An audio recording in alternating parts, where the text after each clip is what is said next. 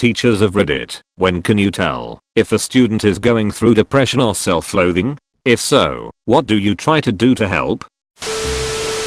Any change in behavior, usually personal hygiene, attendance, level of interaction. But honestly, as a once extremely suicidal grad student, it was surprising how little people noticed. I showed up for work for barely 4 to 5 hours. I was quite a bit withdrawn, but I also overcompensated. Sometimes I'd make an effort to dress nicely, be more cheerful, because I didn't want anyone to see what was really going on. I'd hang around till almost midnight to make up for lost hours. Depressed behavior is often contradictory. There's no one way to predict. Some people withdraw. Some people throw themselves into things further in an effort to distract. You are seeing them for a few hours a day. It is hard to tell what's going in their life. That's why any change from baseline is important, doesn't matter which direction it moves in. For me, it didn't end well. I'm still alive, and I suppose that's good. You're describing what I was like last year, after which I dropped out of graduate school. I wasn't suicidal, but I'm not suicidal was the best thing that I could say sometimes. I think one person may have noticed. It's always hard to know, so the best thing you can do is let them know you care. If you start with a casual one-on-one connection and make it known that you'd like to listen, you can sometimes save a life. When I was 12 to 13, I went through this very sad phase of my life because I was having a lot of issues with my family. I didn't know how to handle it, so I would cut myself, started drinking etc. Honestly, nothing looked very wrong with me at school, except obviously if you looked below my hoodie or my skirt. I had a friends and all. My English teacher was very sweet and made a big effort to get to know her students. She took a liking to me because I was really good at her class. As we got closer, I developed a lot of trust with her, and one day after class finally broke down and told her everything. She was especially concerned about this one memoir assignment that I wrote about my mom. She made me see the school counselor, and that was good, but most importantly, I had an adult in my everyday life that I could trust. Sometimes the very small things like just being friendly and developing relationships really can save people. I struggled for years, but she was the first one to pick me up. I used to work in schools, and I have to say that I always saw the kids I knew needed help as often as I could. They were the kids who didn't have supplies, didn't turn in work, had unreachable parents, were quiet, got bullied etc. Essentially not thriving. All kinds of things can impact a kid's mental health. I would go out of my way to find them before and after school, show a specific interest in their day, and always try to bring their mood up. I also made it clear that I was around and they could come to me if needed. I was, I think, pretty influential in removing a child from a very difficult home life. When I was subpoenaed, the guardian ad litem had told me that the child provided my name as his best friend. Basically, show you care and treat kids like humans. Great post. Thanks. Thanks Cheech. Wish I had one like you. When I was a kid, new to the school, didn't have supplies or turn in work, quiet and bullied, my teacher thought that the best recourse was to send me to the special ed classroom daily during the math session to finish my math homework that I didn't understand. Also, he could flirt with the 8th grade girls without interruption. That was 15 years ago, and I'm only just catching up to apply to STEM programs. 8th grade was a formative year for high school, so I was doomed to fail from that point on.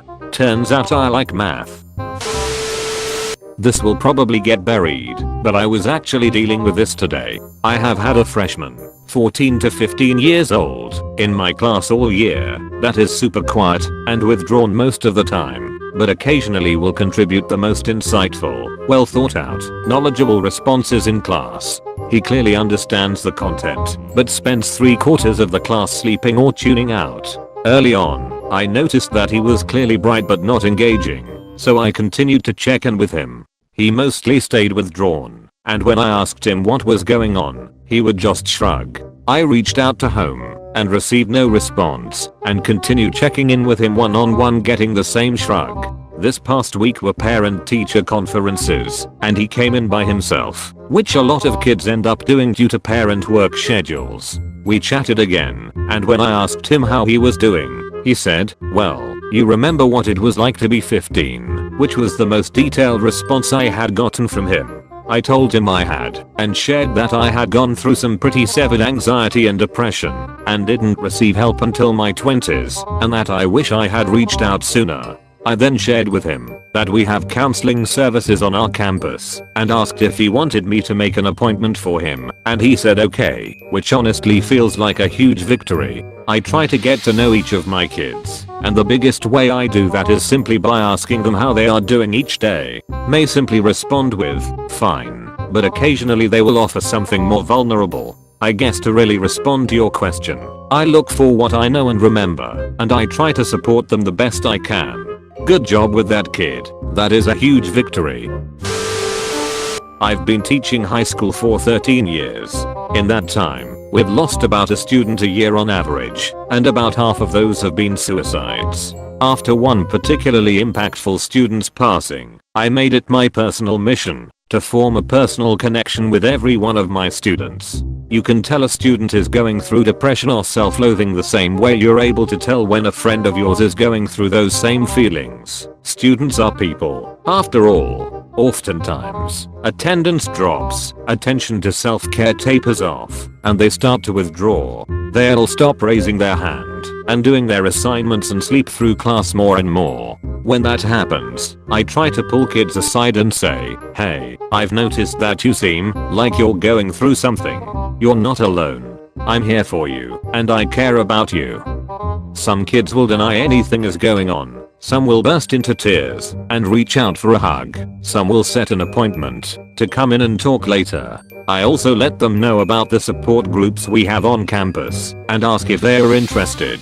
Sometimes I call home, sometimes I don't. I feel out the situation and decide from there. I'll also try to put that student in a group with my more mature students. Not the overly positive ones, but the most level-headed, just so that there's some consistency in their life. Most importantly, I try to say every single one of my students' names every day in a positive way. I want to talk to every single kid every single period, even if it's just a hey, I love your new shoes.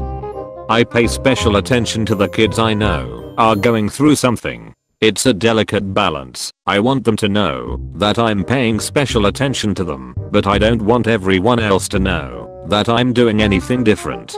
So acknowledging all kids this way allows me to spend just a minute or two longer with the ones who really need it without them getting labeled as teachers' pets. This part of my job is by far the hardest. I wish I could unburden my kiddos.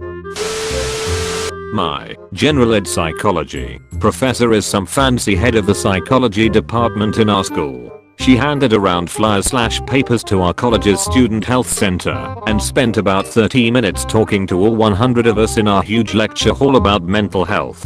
She mentioned the procedures, such as how it's basically like asking for advice, and it's not a scary place. She mentioned how, when you get sick, you don't say you're diseased. When you break your finger, you don't call yourself disabled. When you go to your doctor for a checkup, you're not always sick. Sometimes you're just getting checked in. She mentioned how seeking mental help or seeking mental evaluation can both just be that, mental checkups for yourself.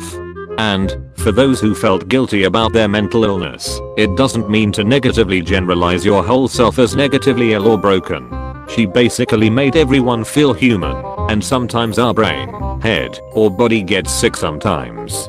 She kept mentioning how our college's mental health services are all free if you're a student, and how everyone in that room qualifies for it. She asked everyone who's interested in going and who plans to go, and few students raised their hands in relief. I was already debating to go because of my mental struggles, but hesitated every time I passed by that student health area for about a year. The paper she gave us mentioned how we can call or just walk in. The paper even mentioned how it doesn't have to be about stress, just about how to help shape us for healthier mental lives.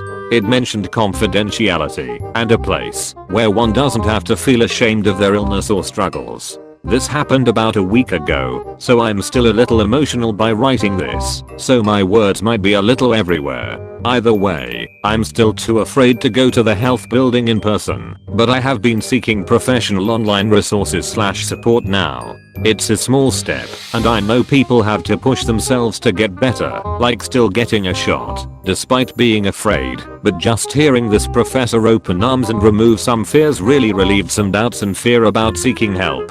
Small edit. She also made a big deal about always asking and seeking for help, despite if it's asking a teacher, manager, boss, parent, friend, etc. until you get help. She said to keep seeking until you get the help you need. I have high respect for her. One thing I would personally add is to keep note of things that do and don't work. If a parent helping you isn't enough, take note of that. Seek / ask more. If a teacher isn't helping, seek / ask more, possibly a professional. If a specific professional doesn't help, seek a different one / type.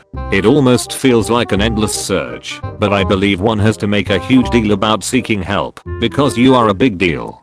Remember to like, subscribe and hit the bell button if you want to see more.